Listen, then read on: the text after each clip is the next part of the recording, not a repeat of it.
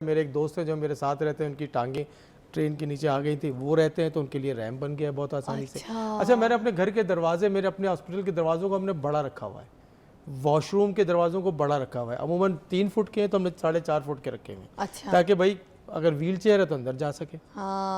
ठीक है।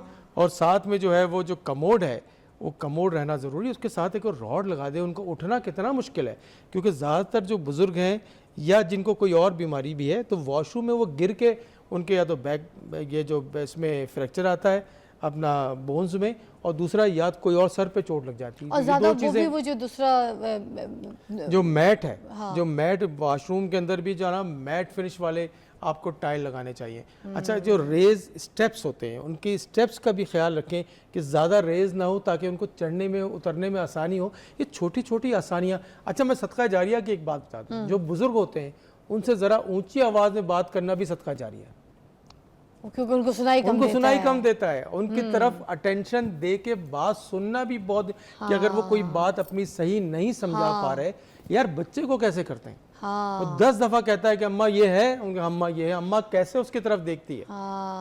बाप जो है वो कैसे उसको हर चीज समझ लेता है उसकी। हम अपने वालिदैन को क्यों नहीं समझ सकते कि वो क्या कहना चाह रहे हैं और किस तरह कहना चाह रहे हैं। तो ये छोटी छोटी चीजें, उनके जूते पहन के देखें कि उनको कहाँ पे तकलीफ हो रही है। मतलब यही है कि उनको कौन से कपड़े पहनाने चाहिए जो गर्मी सर्दी का एहसास कर लें। टेम्परेचर जो है ना वो कमरे का, अमीर गरीब की तो बात ही नहीं हो रही। टेम्परेचर सेट करना जिस तरह आप अपने लिए सेट करते हैं उनके लिए सेट कर लें।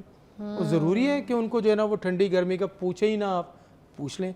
अच्छा, कितने खाने खाने चाहिए, मैं तो समझता हूँ उनके लिए 6 खाने होने चाहिए।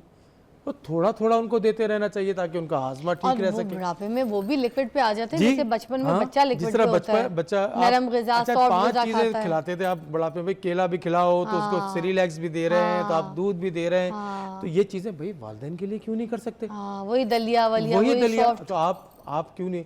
अच्छा, फिर उनकी 2-3 चीजों का ख्याल रख लें, उनकी जिंदगी जो है ना वो बड़ी हो जाएगी। एक तो उनकी आंखों का ख्याल रख लें, वो चेक करवा लें। उनके दांतों का ख्याल रख लें, खाना उनका खाने लगेंगे सही से तो आधे मसले उनके बेहतर हो जाएंगे, चेक करवा लें। कान का ख्याल रख लें, क्योंकि एज द टाइम पासेस, इस तरह मैंने पहले बात की, आपने पहले बात की कि बुढ़ापा तो आएगा, और बुढ़ापा इट सेल्फ एक बहुत बड़ी बीमारी है। तो मैं तो अभी हाइपरटेंशन और डायबिटीज़ और दूसरी की बात ही नहीं कर रहा हूँ। अच्छा, एज के साथ साथ यूरिन का भी थोड़ा सा मसला शुरू हो जाता है, उसका ख्याल रखें। मजाक ना उड़ाएं कि खतरे निकल रहे हैं तो नहीं बाबा तुम्हारे पास से स्मेल आ रही है, भाई ना मजाक उड़ाए यार। तुम्हारे साथ मजाक उड़ाया था जब तुम रोज दिन में 5 दफ़ा पेशाब करते थे, तुम सारी जगह ख़राब कर देते थे, तो ना करें ऐसा। तो ये छोटे छोटे एहसास जब अगर हम करने लगेंगे तो आप यकीन करें हमारे घर का माहौल, क्योंकि जो बड़ों का शेल्टर है और उनकी दुआएं जो है, नबी पाक सल्लल्लाहु अलैहि वसल्लम ने फरमाया है कि तुम्हारी उम्र बढ़ जाएगी, तुम्हारा रिस्क बढ़ जाएगा, तुम्हारी ज़िंदगी की तकलीफ़ें कम हो जाएंगी जब अपने वालिदैन का ख्याल रखो। उफ बोलने की बात है। अच्छा,